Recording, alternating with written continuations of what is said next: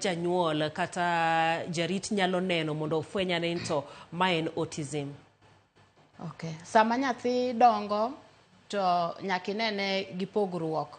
Kata ka en nyathi moro monyuol e dier nyithindo mamoko, ibiro neno pogruok kaka ne nyathi mokwongo ne dongo, ibiro neno ka nyathi machielo ni endi entiere gi pogruok.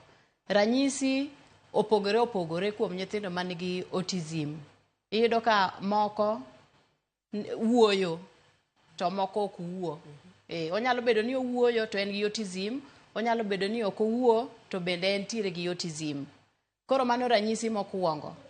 Wuoyo ne nyalo deko. Iyudo ka koromo higa monego bed ni nyathi osechako kata mana luongo mama, nyathini en pod ok owuo. Koro mano nyalo nyisi ni nyathini dobed ni entiere gi shida moro. Ranyisi mar ariyo, ibiro yudo ka nyathini ok obedi.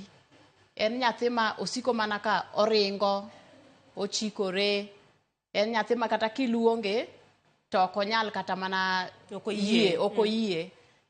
En oringa ringa, ok onyal bedo piny mos, kata gimoro amora motimo, ineno kotimo mopogore gi nyithindo mamoko. Mago ranyisi makare, nikech ineno ka thothne nitiere chikruok mang'eny. Ng'ato nyalo wacho ni nyathini tugo, nyathini milore. Kata inyalo wacho ni nyathini oonge gi luor, nikech seche moko nyalo timo timbe moko makata king'iyo tinyalo wacho ni nyathini ok opuonje koso nang'o. Inyalo keto ne bura